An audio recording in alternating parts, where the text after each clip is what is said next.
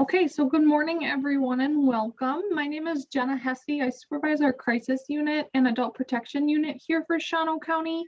I also am one of the co-facilitators for our I team, which is our interdisciplinary or interdepartmental team that we work with Shawano County to kind of meet the needs of the aging population. And my co-facilitator, Heidi Russell, is also on this presentation. And part of what we do with our I team is trying to have preventative measures in our community. One of those being power of attorneys.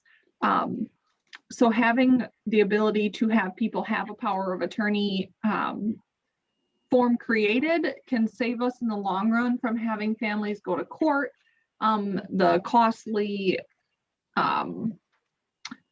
court fees, the paperwork, the filing, and a lot of just kind of those headaches that you can get at the end, kind of at maybe end of life and things that you're trying to figure out for your loved ones. So we wanted to bring you some presentations on what is a power of attorney, and how do you make one, how do you get one, how does it work, so that we can give a lot more people in our community the education they need to be able to do these to then prevent long-term stressors.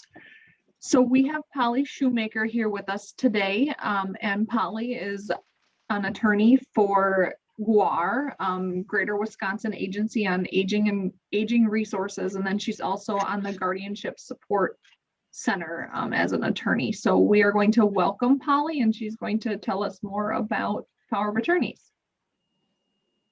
Good morning, and thank you, Jenna. So I have titled this presentation Advanced Directives, What They Are and Why You Need Them. It's power of attorney documents. There are a couple of other documents that I'd like to go over as well. Living will, DNRs I'll touch on briefly, do not resuscitate orders, and then authorization for final disposition forms as well. And as Jenna mentioned, these I think are very important for a lot of reasons, especially with the last year going through the pandemic. It's been very clear that we never know what can happen. And we want to be able to make sure that we're taken care of, that our family knows what to do in case of an emergency. Also, I've got a couple of cats. You can probably hear one yelling behind me. I swear she's been fed, she's fine. But FYI, that's that. I'll go ahead and go through this. I do have the slideshow up. I know there's one person on the phone, and I did send this out, so Jenna's got it, and I believe Heidi sent it out to the folks already for today. So feel free to refer to that as we go if you are not able to see the screen. Okay, a little bit about the Guardianship Support Center very briefly. We are a project of GWAAR. We are funded by the state to do this program, essentially to provide information, resources, outreach for folks around the state, for professionals, for families, for people who are dealing with a power of attorney as the subject of it, or who are the subject of a guardianship. We don't provide any representation or direct legal advice, but this is a lot of what I do, is answer questions about these documents and what people can do in particular situations, what some of the options are that are out there. We have a free newsletter that comes out every quarter, should be coming out around the end of this month. And we've got a bunch of documents on our website as well that talk about some of this stuff in more detail. We've got do-it-yourself guides for power of attorney documents, things like that, all on the website. So what are advanced directives? They are pretty much exactly what they sound like. It's somebody giving a direction to family, friends, providers in advance so that they know what you want in case you're not able to communicate that yourself. As I mentioned, there are a few types of these powers of attorney. We separate them into finance and healthcare in Wisconsin. Living wills, otherwise known as directives to physicians or directives to healthcare providers, and authorizations for final disposition. There's also a do not resuscitate order that one can get if you are in an end of life situation. I'll talk about that very briefly. It's a little bit different from a DNR order that you might have just while you're in the hospital if you're having surgery or something. So I'll touch on it very briefly toward the end. Why do you need advanced directives? Well, because the first most important thing is that Wisconsin isn't a next of kin state. So what that means is that your family can't make decisions for you if you're not able to make or communicate your own decisions. Nobody can do that unless you give them the power to do that, or unless the court gives them the power to do that. So having an advance directive gives you the opportunity to decide exactly what you want, to make your wishes known to your family and friends, to say exactly who you want to handle your care, your financial affairs, end of life matters, all of that, all of those kinds of things about decisions that might need to be made to help you when you are not able to make your own decisions. With advance directives, the people that you choose must follow your wishes if they're able to figure them out. So if they're either written down in the document, or if you're able to communicate at all, even by blinking your eyes, your agents have to follow that. They don't have a choice about it. If you don't have these forms and you aren't able to make your own decisions or communicate your decisions anymore, then a court could choose a guardian for you. And the court might pick somebody that you wouldn't have picked. And that person doesn't necessarily have to follow your wishes. They make decisions based in your best interest, which may or may not be what you want. So having these documents makes it a whole lot easier for you and for your family later down the road, so they don't have to guess at what you would have wanted if something should happen to you. As I mentioned, we separate power of attorney documents into healthcare and financial. And it's essentially a legal contract between a principal, that's the person who's creating the document, and an agent, who is the person that they're choosing to act on their behalf. There are standard forms for both of these with the state. You don't have to use those forms. Attorneys draft these all the time. There are, for healthcare in particular, there are a lot of different forms out there. There's 5 wishes, if you've heard of that, which is a way for you to write down your wishes in specific areas. Wisconsin Medical Society has a version. Hospitals will sometimes have their own. So there are a lot of different kinds of things that you can do to get your wishes down in writing. The most important thing is that it is in writing and that it has a valid signature. And I'll talk about what that means in a minute. And as I said, the agent, the person that you pick to act for you, has to act according to your wishes if they're known. So they can't decide for you. If you say, I don't want to have a procedure, or I do want to have a procedure, they can't substitute their judgment and say, I don't think that she should have that. I think I know better. If you want it, you still get to say, I want that, or I don't want that, and they can't contradict that. So that's a really important thing to know, because it really gives you the opportunity to put down exactly what you want. Power of attorney for healthcare is exactly what it sounds like. They make healthcare decisions for you. It's any treatment, service, procedure to maintain, diagnose, or treat a physical or mental condition. There are some limitations. Your agent cannot decide that you should take psychotropic medication against your wishes. They can't admit you to a mental health facility. You have to go to the courts for both of those things. They also don't have the authority to make any other decisions that aren't healthcare related. Like, they don't get to decide who can visit you and who you can talk to on the phone. They don't get to decide things like your daily diet. If, for example, your provider has set out a particular diet that you should follow, they can help enforce that. But if it's not something like that, if it's just, hey, I want to have ice cream for breakfast and there's nothing to contraindicate that, they don't get to say, no, you can't do that.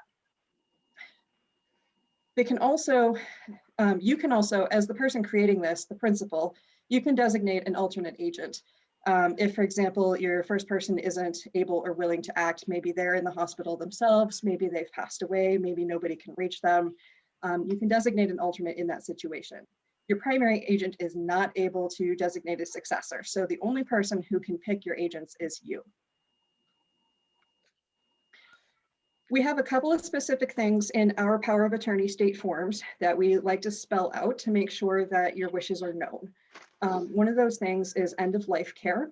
So you get to decide whether or not your agent has the ability to make decisions about things like feeding tubes, if you're in a permanent vegetative state, or if you have a terminal condition, life support, feeding tubes, those kinds of things. And you can say you don't want your agent to make those decisions, and that's fine, but you can give your agent the authority to do that, and you can spell out exactly what you want in particular situations as well.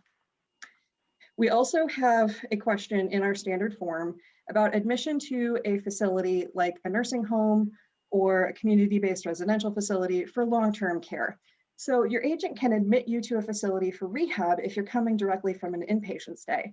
For short term, it lasts for up to 60 days.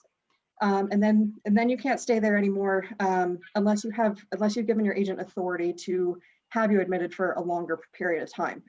And we do that in part because we want to make sure that people's rights are respected, so that if you don't want to live in a nursing home and you don't want your agent to decide for you that you should live in a nursing home, you have the right to say, no, my agent can't make that choice. And even if you get there, even if you give your agent the authority to do that, to admit you for long-term care, if you get there and decide, I don't want to be here, they still can't make you stay because they have to follow your wishes. So we don't have people just, dropping off grandma at the front door of the nursing home and leaving her there, which unfortunately was a thing that used to happen. We don't do that. And this is how we make sure that that right is respected for people to be able to decide their own futures to some extent. If somebody really needs to be in a facility for their own safety, there is the option to go to court to have that happen. But if you don't want to go and you don't have a court order, you have the right to say no, and you have the right to say that your agent can't put you there against your wishes. So that's one of the things that we have specifically in our documents to make sure that people's rights are respected. So to have a valid healthcare power of attorney, as I mentioned, it needs to be in writing. That's the most important thing. You can't just tell people what you want. I mean, it's important to have that conversation, but it's not legally enforceable unless it's in writing. You have to be an adult of sound mind, which means you're able to understand what the document you're signing is. You have to have 2 disinterested witnesses who are over the age of 18. And disinterested means there's no conflict of interest there. They're not related to you. They're not likely to inherit from you. They're not financially responsible for your care. They're not your healthcare providers. A social worker or a chaplain at a facility can sign, but otherwise your providers are not allowed to sign this because we don't want there to be any sort of a conflict there at all. If you're physically not able to sign, you can direct somebody else to sign for you, but you have to be able to see them do it. It has to be completely voluntary. Nobody can force you to sign a power of attorney for healthcare. It's typically activated, which means that the agent gets their authority on incapacity. Incapacity is the inability to receive or evaluate information or communicate your decisions relating to your healthcare. So you could be able to make other decisions still, but just have a really hard time making decisions about healthcare.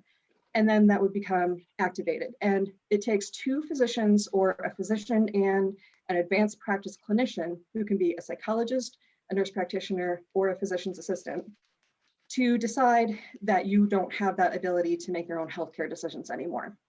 And they sign a statement to that effect, it gets attached to the POA, and then it becomes active and your agent has authority to make decisions. They don't have any authority to make decisions unless it's been activated.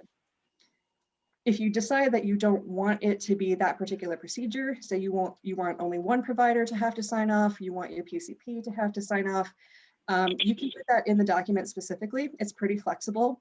You can decide exactly how you want it to be activated, and you can have it be activated right away so that your agent can help you make decisions right away. And that doesn't mean that you don't get to still make your own decisions. You do. And as long as you have the ability to make your own decisions, we will always look at you first. It just means that in case something happens, in case you're really struggling on a particular day, we can talk to your agent too if you have it active right away. Normally though, it's only activated on incapacity. One question I get a lot is, how is a power of attorney for healthcare deactivated? It's a really great question because we don't have a formal process to do that. Essentially, deactivation happens when you've regained capacity to make your own decisions again. Different providers, different facilities will come up with their own ways to do this. Some will do exactly the opposite procedure of having it be activated. So if they had 2 physicians signed to activate it, they'll have 2 physicians signed to deactivate it, to find that you have capacity again. Some will have only 1 provider. Some will say, okay, go to a follow-up visit with your primary care provider and have them decide whether or not you've regained capacity. There really aren't any statutory requirements to do this, so none of those ways are wrong.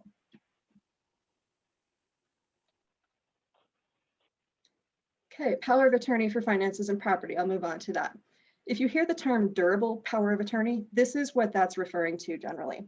Durable means it stays in effect even if you have incapacity. So that means that your agent can make decisions for you while you're incapacitated and while you have capacity either way. You still retain your own rights to manage all of your property and finances with this. It doesn't take away your rights to do anything for yourself. It just gives your agent some authority to help you if you need it. You have the ability to limit what they can do. On the state form, there's a whole series of checkboxes of different ways that you can have your agent help you out. So things like your real estate, things like your bank accounts and insurance, and any digital property that you might have, websites, online property, things like that.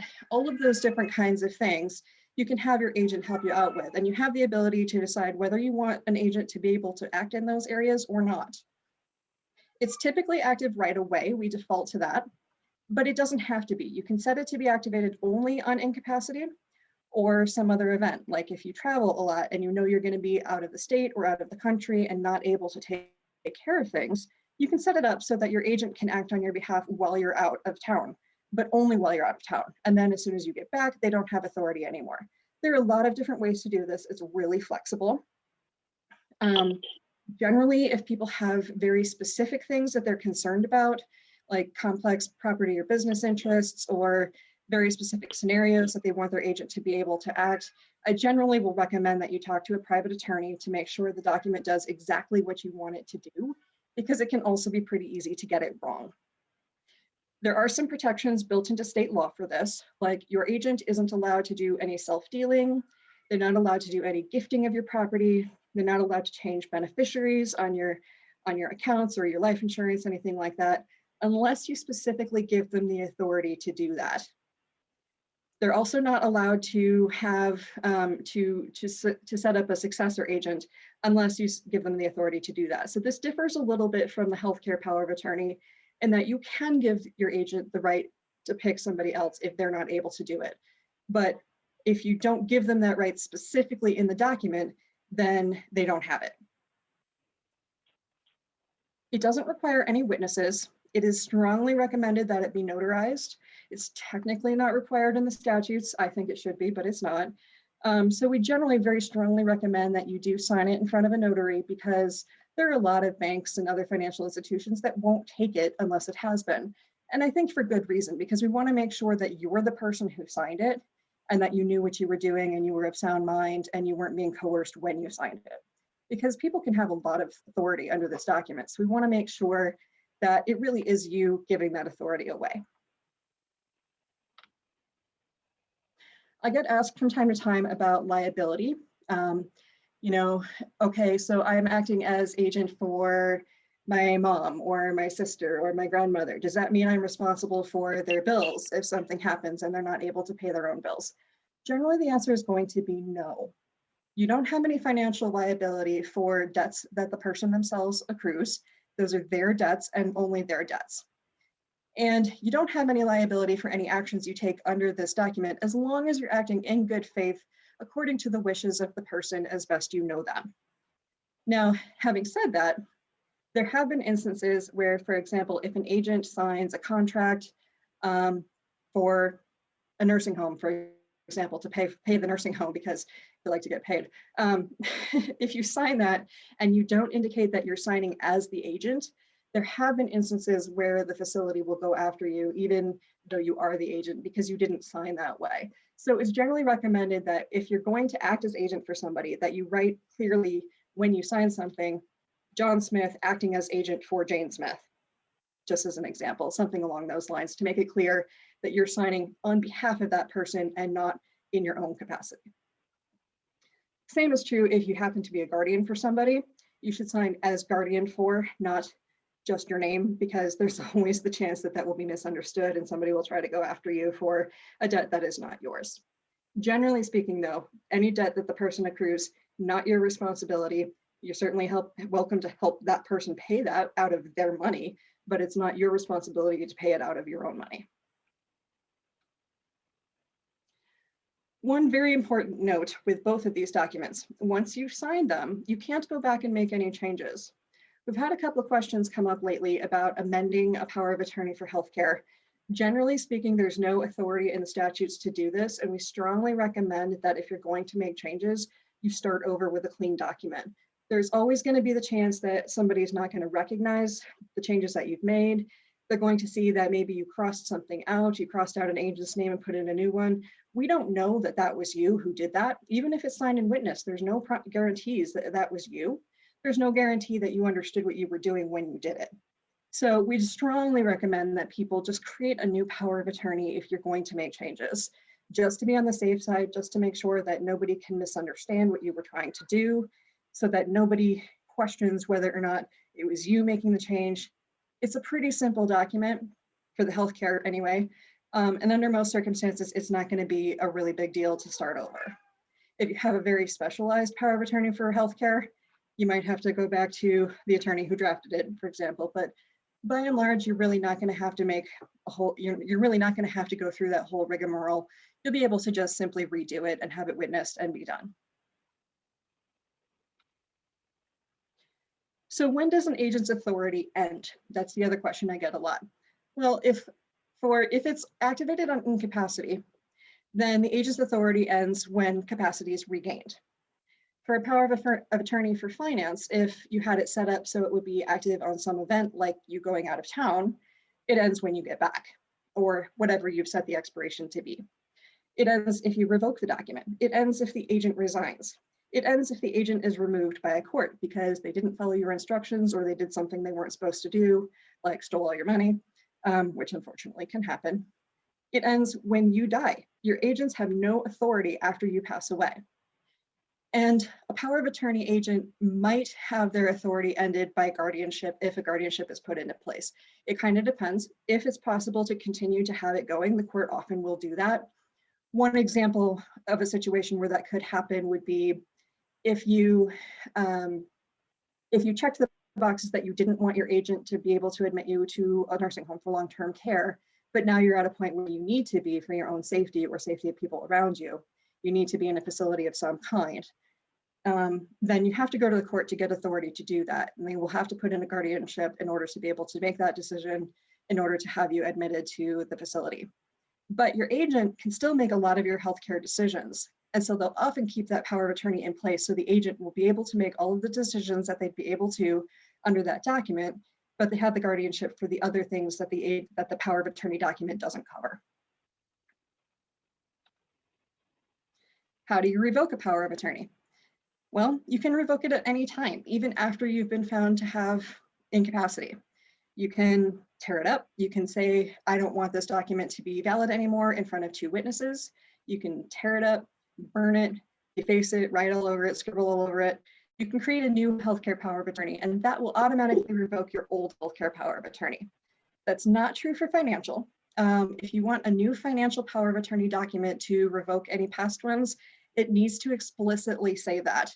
It doesn't have to, there's no specific wording. It has to have something along the lines of, this power of attorney document invalidates all past documents, or this power of attorney document revokes all past power of attorney for finances documents I've done before. Something along those lines. It has to be in there in order to revoke any past ones by this method. But for healthcare, creating a new one automatically revokes the old one, so that's less of an issue. Some of the top issues that I see with power of attorney documents are the dates don't match between your signature and the witness signatures. You have to all sign at the same time because the whole point of having a witness is that they see you sign. So you need to be in the same place at the same time. They need to see you sign. They need to document that they saw you sign and that you were of sound mind when you did so. If you didn't actually give your agent authority, that's often an issue. One of the things, as I mentioned with the power of attorney for finances document, it's got all those checkboxes that you need to initial if you want the agent to have authority to do anything. If you don't initial anything, then your agent can't act. If you have different people for your healthcare agent and your financial agent, if they're not getting along, that can be a big issue. That's not a problem with the documents themselves, but it can be an issue with them functioning appropriately. Not having any alternates, or your alternates are all unavailable, that can happen. If it's missing pages for some reason, if you don't pick somebody trustworthy, family drama, family dynamics can be a big issue. Crossing things out after it's been executed. If your agent exceeds their authority, as I mentioned, by doing things they're not supposed to do with your finances, or by attempting to control your daily activities for a healthcare power of attorney, agent doesn't have authority to do that, and they can't contradict you if you say you want or don't want something. And when those things happen, there are some legal safeguards. A court can always look into the issue and see what's going on. Anybody who's interested in the outcome of the proceeding, which could be any of your family, Anybody who has a financial interest in the outcome can ask a court to take a look and see what's going on. It can be a little bit cumbersome to do that, but it is always an option if there's something sketchy going on. Okay, I'm going to move on and talk a little bit about a living will. And this differs a little bit from a power of attorney in that it doesn't create an agent. It doesn't give a specific person broad authority to make decisions for you. It is exactly what it says. It is directive to your healthcare provider, a physician, physician's assistant, or a nurse practitioner, to tell them exactly what you want to have happen in some very specific circumstances. And we get a lot of the question of why do you need this if you have a power of attorney for healthcare? You don't, but it can be a good backup just in case. Just in case you don't have any agents left, just in case your agent has decided that they don't want to follow your wishes, your providers can say, this is what they wrote and this is what we are authorized to do in this document. Situations like that where there isn't anybody to act under a power of attorney, or your power of attorney is found to be invalid for some reason, or your agent is unwilling to act, that's when a living will can become relevant. It has 3 questions and they are very specific, and it only gives your providers authority in those very specific situations.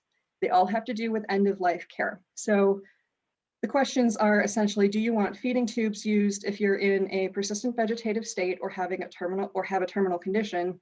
And do you want other extraordinary measures used if either of those things are true? And that's all the authority it gives to your providers to make a decision for you. Nothing else. And again, it's only for those circumstances where you don't have somebody who can act for you under a power of attorney or something like that. If you do have a power of attorney, your choices in this document should match those in the power of attorney document. Whatever you've written in the power of attorney document will take priority, even if you don't have an agent to act for you. This document also requires 2 witnesses, same requirements as for a power of attorney. Disinterested witnesses over the age of 18 can't be your healthcare providers, although a social worker or a chaplain can sign. So yeah, it's really just for those very specific circumstances at end of life. Authorization for final disposition gives somebody authority to make decisions for you after you pass away in terms of what you want to have happen to your remains and any special services that you want. You can put a whole lot of things in this document for whoever you pick to act on your behalf. So if you want to be cremated, if you want to be buried, if you've already purchased a burial spot, if you want religious observances, if you want specific music played, if you want, if you want anything in particular to have happen for a funeral, burial, viewing, anything like that, this is your opportunity to document that. You can also put in here if you already have funds to pay for it. So if you already have a burial space, this is a good way to make sure your family knows that. If you have a burial fund set up or a burial trust, good way to make sure your family is aware of that and how to find that information when the time comes. This also requires being signed in front of either 2 witnesses or a notary. Holly? Yes. Holly, what is that called? Authorization for final disposition. Oh, final disposition. Okay. Yep. Thank you. Sure. And the thing that I think is most important about this document is that it allows you to designate somebody specific to handle these matters. It can happen from time to time, especially if there's complex family dynamics going on, that people will get into an argument about who gets to do what and what's going to happen. This gives you the opportunity to write all of that down so that just in case there's fighting going on in the family, this says exactly who you want to take care of it. And the person who's named in here will be the person that the funeral home will talk to. They'll have priority to make those decisions. You can also put in alternates for this, successor representatives for this if you would like. So all of those are options. Otherwise, if people are fighting and you don't have anything written down like this, or any sort of contract or anything arranged with the funeral home, they'll have to go to court to sort out who gets to decide what, and that's messy and nobody wants that. So I like having this document available to people so that they can say exactly who they want to do what and avoid any of that. Nobody wants to have to go to court to decide this stuff. So, okay, so My next slide here is what to do with advanced directives after you've completed them. I don't actually have a slide in here for DNR orders, but I'm going to mention it very briefly. I mentioned at the very beginning that we have do not resuscitate orders in Wisconsin, and that they're a little bit different from the kind of a DNR that you might sign while you're in a hospital. So if you're going in for surgery or some sort of procedure, they'll often have you sign a document to say, here's what I want to have happen if I stop breathing in the middle of surgery. And those orders don't go with you once you leave the hospital. Once you're discharged, that order's over. That piece of paper is over. You can have a DNR order that goes with you after you leave the hospital. That's basically a permanent DNR order.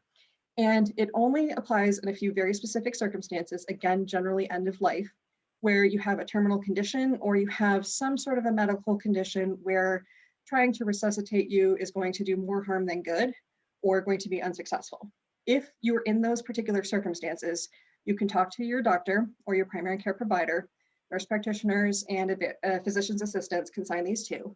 And they can sign the order for you, and you get a bracelet that you have to wear at all times.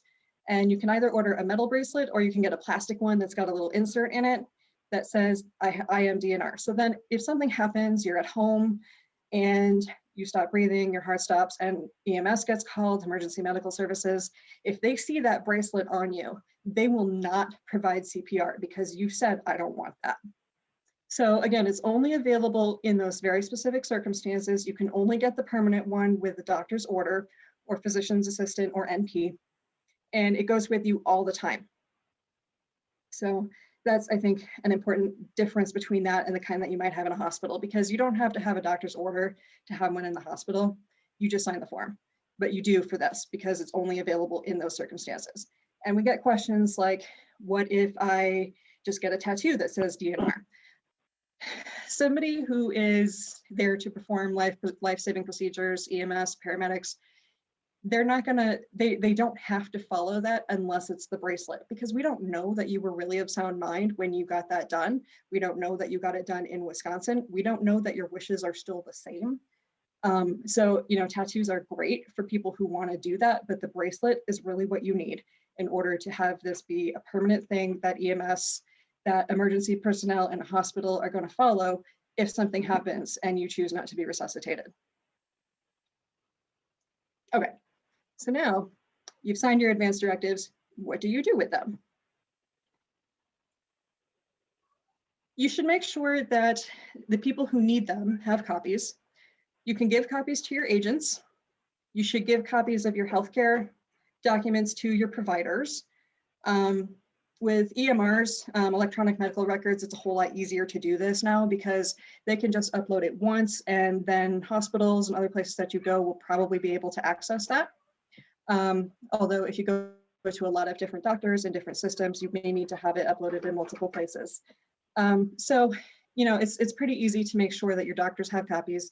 Your agent should have a copy of your healthcare power of attorney and your living will. Financial institutions, any place that you work with for your money, for real estate, for insurance, anything like that, can get a copy of your financial power of attorney. You can give a copy of your financial power of attorney to your agent if you'd like them to have it. You're not required to give it to them unless and until they need it. So if you're concerned that they might act inappropriately, well, first of all, you shouldn't name them as your agent if you're concerned about that, but even still, you don't have to give it to them until they actually need it. Don't send it to the Department of Health Services. They will send it back to you. You can keep them on file with the court, with the probate office at the court for a small fee. I think it's like 15 or 20 bucks, but that way they're available to anybody who needs to get a copy. Copies are as good as the original of all of these. When I mentioned not giving a copy to your agent unless and until it's needed, with a financial power of attorney, one important note on that is that if you have a safe deposit box and you put it in the safe deposit box, you need to have a copy that's not in the safe deposit box, because otherwise your agent can't get into the safe deposit box to get it. So you need to have a copy available somewhere not in the box as well as in the box, just in case that becomes an issue. We've had that happen. And then you have a problem because nobody has authority to get into the box to get the document, and you're not there for whatever reason to do it. So make sure you've got a copy elsewhere as well. I have all of mine scanned and saved in a Dropbox folder, and my agents have access to that folder. So if they ever need to go print a new copy, they can do that. That's another way to do it. Who can help you complete advanced directives? Also a good question.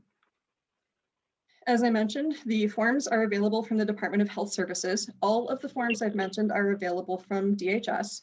The 2 power of attorney documents, the living will, and the authorization for final disposition. They have all of those documents available for free. Your healthcare provider might have the healthcare power of attorney form or their own POA form that you can use. They might have living will forms also.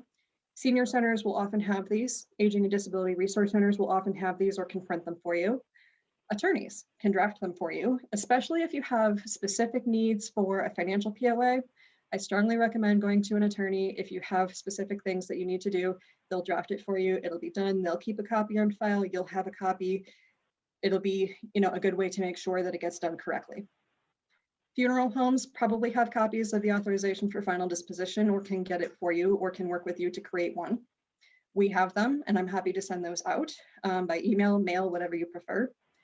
If you have questions about how to fill them out, I'm happy to provide what information I can. I can't tell you exactly how to fill out a form. I can't tell you what to do, but I can tell you what the different parts of it mean so that you can make your own decisions for yourself as to what you want to put in each thing. The American Bar Association Free Legal Answers website, we've got a Wisconsin specific version, and you can definitely go to that to get some help with these as well.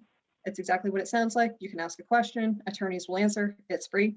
You're not going to get a whole lot of very specific legal advice, but you'll get some basic questions answered. So it can be a good resource as well. And we also have, as I mentioned at the very beginning, do-it-yourself guides that walk you through the whole process of what goes in each space and what kinds of decisions you might want to think about as you're completing these documents. So I'll talk very briefly. Holly, can I Yes. interrupt quick? Of course. I just wanted to let everybody on the call know also that the where to get assistance. So Heidi and I and a couple others on our I team are social workers, and we are able to meet you at your house, meet somewhere in the community, meet at our office, and help you kind of walk through those forms. And then we're able to be your witnesses right there. So that's something that we're doing for Shawano County as, again, part of that proactive approach to power of attorneys, that preventative measure to the guardianship like Polly was talking about. So if you have, you've spoken with your family and you would like to create a power of attorney document, you can just contact Heidi or contact myself, and we can always set up a time that we can kind of come to your house and witness you filling out that form as well. So. Great, Jenna. Thank you for adding that. That is a very helpful thing that you guys are doing, and I really appreciate that. That's a fantastic thing and a great way to get these documents done and witnessed. That's actually been, I think, one of the biggest questions that we've had with COVID and the pandemic, and particularly for folks who have been in facilities where the visitor restrictions have been pretty intense. A lot of them are loosening up now, which is good, but how do you get 2 witnesses? Because sometimes you'll have a facility that's only got 1 social worker, for example. And there aren't a whole lot of great answers to that at this point. There hasn't been any real consensus in the legal field as to whether or not virtual witnessing is okay. Virtual notarization is not valid for power of attorney for finances. At this point, you can do it for various other things, but you can't do it for any estate planning documents, including a POA. So you have to actually be in the presence of the notary when you sign it. We've had people do window signings because you can set it up so that somebody else can sign for you if you're not able to physically do it. We've seen people have it where one of the witnesses will sign on behalf of the person on the other side of a window, but at least everybody can see each other when they're doing it. So there's a lot of different ways to do it. It's not perfect. I think things are getting a little bit better now, and we would very much like the legal industry to catch up, but we're not there yet. So yeah, I really appreciate the fact that you are doing that, because it really makes it a whole lot easier, I think, for a lot of folks to get this stuff done.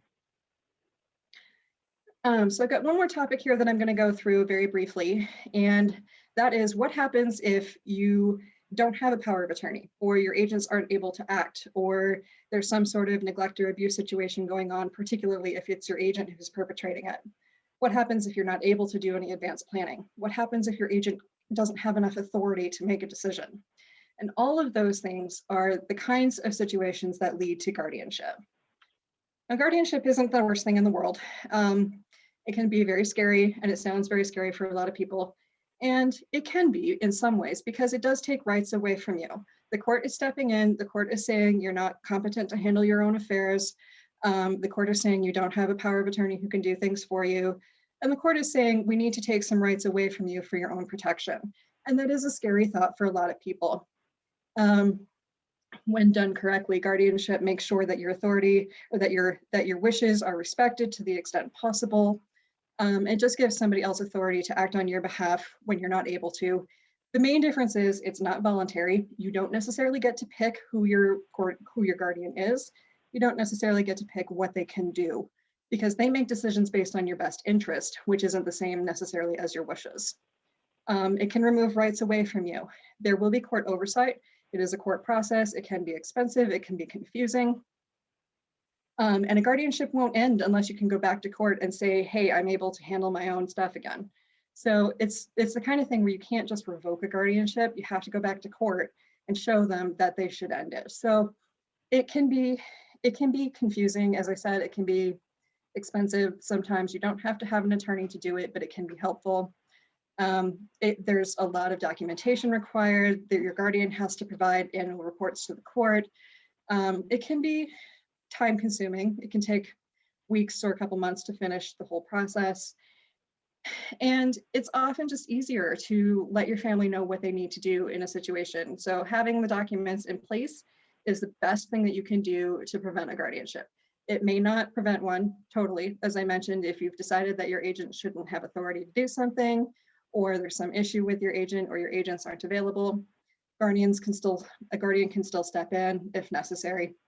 But it's the best way to avoid any of that is making sure that your family and friends, whoever you want to act for, you know exactly what you want to have happen and have things laid out as specifically as possible. So the standard for guardianship is incompetency, which is kind of a step beyond incapacity. And I see these particular concepts get confused a lot. It's not that big a deal if you mess them up for the most part, but just so you know what the difference is, what we mean in legal terms when we say one versus the other. So incapacity basically means you don't have the ability to make or communicate decisions in a specific area, like healthcare or like finances.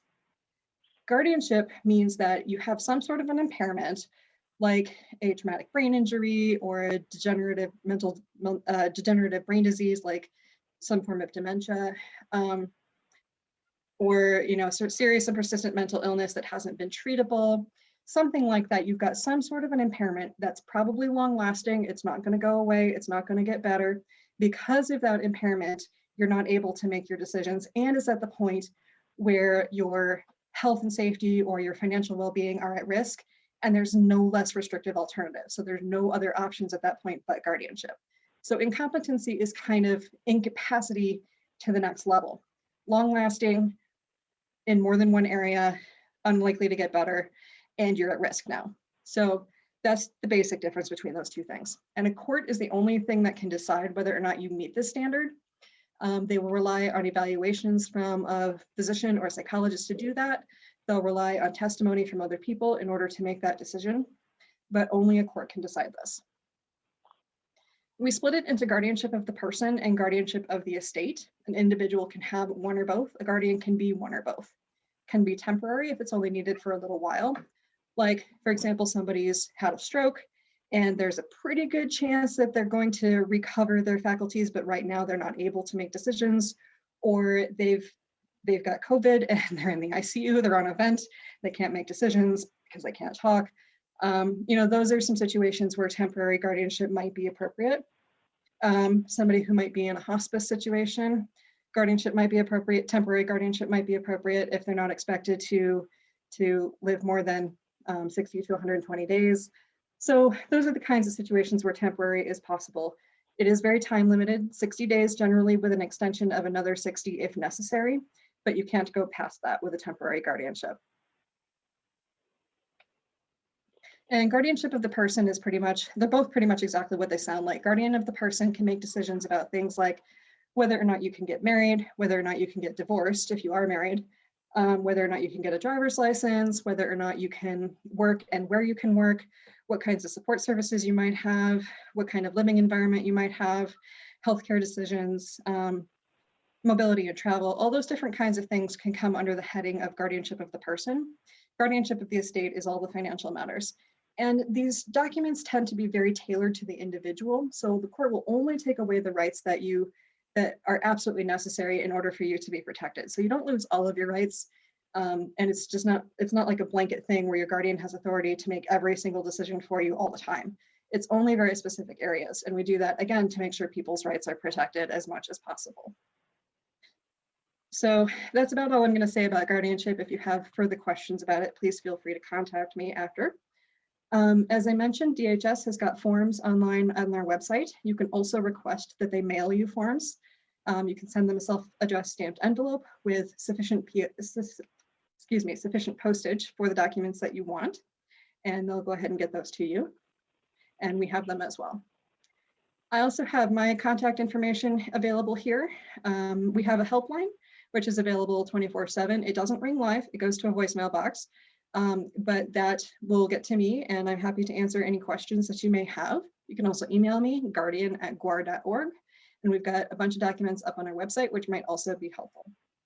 If folks have any specific questions at this point, I'm happy to go ahead and answer those.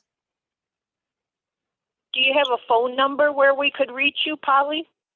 I do. Well, I'll give you the helpline phone number because that's the best way to get to me. We keep track of all of the calls that come in on that line for our grant funding. And it's 855-409-9410. Okay, thank you. Sure. And as I mentioned, that doesn't ring live, so I won't answer it right away, but you can leave a message and I'll get back to you. Any other questions? A guardian is different from an agent, right? Yes, a guardian is appointed by the court and has very specific authority and can make decisions for you based on your best interest, which is not necessarily what you may have wanted. An agent is somebody that you pick, that you have given authority to. Yeah, okay. And that's actually a really good question, or leads into a really good question, one that I get from time to time. I get people asking, how can I get power of attorney over my parent or my grandparent or my sibling who's had something happen? You can't. The only person who can give somebody power of attorney authority is the person themselves. So you don't get power of attorney over somebody unless they give it to you. They have to be able to complete the document themselves in order for anybody to have agent authority through a document, through a power of attorney document. That's not necessarily how it works in other states. It is how it works here. So that's why it matters that you have these documents, because nobody can come get power of attorney over you. You have to give it to them.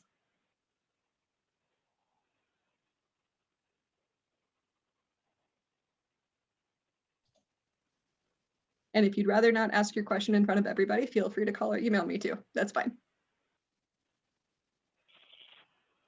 Polly, I don't have a question. I just wanted to thank you. That was very informative.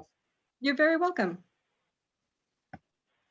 Yes, thank you very much, Polly. And if you guys have questions, like Polly said, you can call and email her. You can reach out to myself, Jenna, or to Heidi. Otherwise, I hope you all have a great day. Hopefully the rain holds off. You can enjoy some of the nice weather that we have here in March. And thanks for participating. Yeah, thank you for putting this on for us. You're welcome. We hope to do more of this in the future as well. It's very helpful. Good. Thank you. Take You're care. welcome.